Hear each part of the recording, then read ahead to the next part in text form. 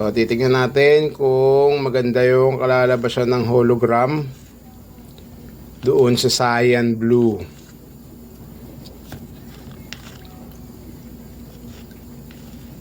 Ayan. So, salin na natin to mga lot. Ayun, kamusta mga lot? Meron tayong gagawin ngayon cyan blue. Ayan. So, bugan na natin to mga lot para makita natin yung katotohanan. Mga lot, sasali na natin yung cyan blue, no? So, itong gagawin pala natin mga lot, nakalimutan kong sabihin sa inyo. Cyan blue na mayroon siyang hologram.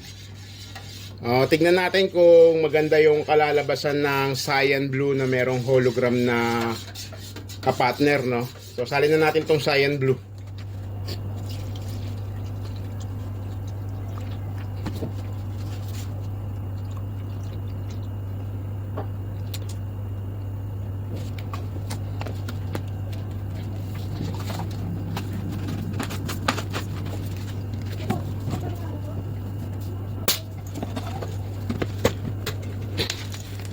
So, ayan na yung cyan blue natin. Bubugan na natin to mga lot. Tara, para makita na natin.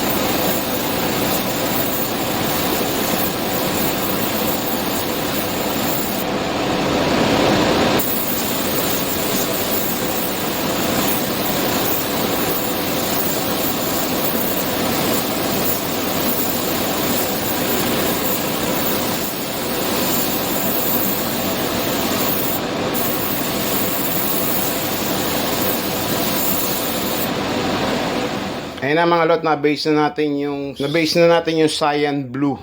Ayun na. Ayun na yung mga kaha niya, na-base na natin. So, magkakaroon yan ng konting pagbabago, no? Pagka ginawa natin, pag nilagyan na natin ng hologram yan. Pero cyan blue pa rin siya, pero magkakaroon na siya ng konting pagbabago ng kulay. So, mamaya abangan natin yan pagka binugan na natin yung hologram dyan sa cyan blue. So, pakita ko sa inyo yung hologram. So, ayun na mga lot, ito yung hologram na gagamitin natin. Ayan. Nakita nyo? Ayan o.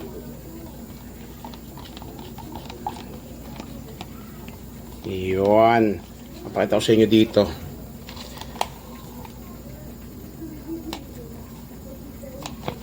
Ayan yung hologram.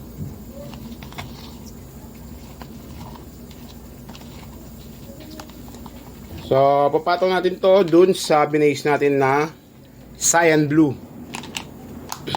Lagyan natin yan ng thinner. So, nakita nyo gano'ng kadaming thinner yan mga lot, diba? Ngayon, yung thinner yan papantayin lang natin. Bago dumating sa huling guwit. Yan. Ayan na yung hologram. Lagyan na rin ng thinner yan mga lot. So, titingnan natin kung maganda yung kalalabasan ng hologram doon sa cyan blue.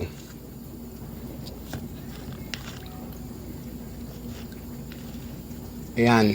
So, salin na natin to mga lot.